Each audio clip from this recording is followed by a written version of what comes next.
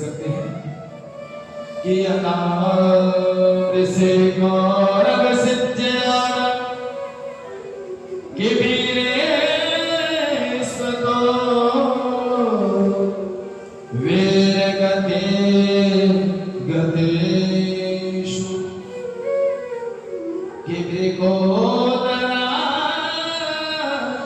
वेद गदा विमर्श भगनोरुदण्डे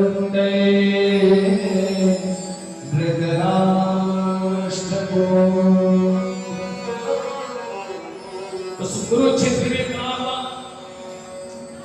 भीम के गदा के प्रहार के द्वारा दुर्योधन का झंडा टूट गया और वह त्राहि करता था, क्योंकि जितने थे जितने कौरव थे सारे कौरव मारे गए, सिर्फ बचा कौन था? तो गुरु द्रोण का अश्वत्थामा और कृपा चिल्लाता, क्योंकि शरीर में जो वेदनाएं होती हैं तो मानव चीखेगा जैसे अश्वत्थामा गुलाम तेरी बेनसा देख करके मुझे रहा नहीं जाता, मुझे इसी समय प्रेरित करो, मैं अभी इसी समय तक्षक पांडव के सर को काट करके ला करके तुम्हारे चरणों में समर्पित कर। हंसने लगा, बोला पांडव का सर काट के लाए? अरे बड़े बड़े धर्माचार इस धरा को छोड़ करके चले गए, मेरे 99 भाई मारे गए, लेकिन किसी ने पांडवों का बाल तक बाधा नहीं किया और वो कहता है कि पांडवों का सर काट दिया। पांडवों का सर, अरे तू नहीं ला सकता, जा मुझे मेरी इस हालत में छोड़ करके चला जा। लेकिन बार बार अश्वत्थामा चला करने लगा, अर्थात दुर्योधन अश्वत्थामा शेर कहते हैं कि ठीक है, अगर तू जाना चाहता है तो इसी समय मैं तुम्हारा और युद्ध की वह अंतिम रात्रि समाप्ति भी आ गए थे, भगवान पांडव को लेकर के शिविर से बाहर। और पता है जब अश्वत्थामा को पता चला कि पांडव शिविर से बाहर जाने वाले हैं, उससे पहले ही हम आक्रमण करते पहुंच गया शिविर के पास। और जब शिविर में पहुंचा तो शिविर में पहुंच करके पांडव के 5 पुत्र पांचों स्थानों में सैन्य कर रहे थे। उसने मन में विचार किया कि ये पांचों ही पांडव हैं और अपने कमान से तलवार को निकाल करके उनका वध कर देता।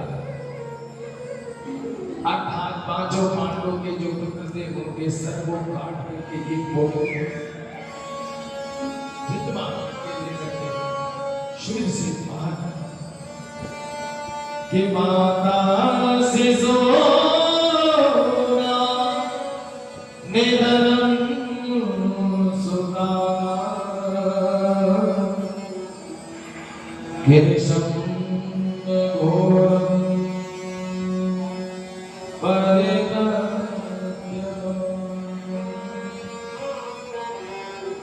गिरनार दुर्स्वम ककला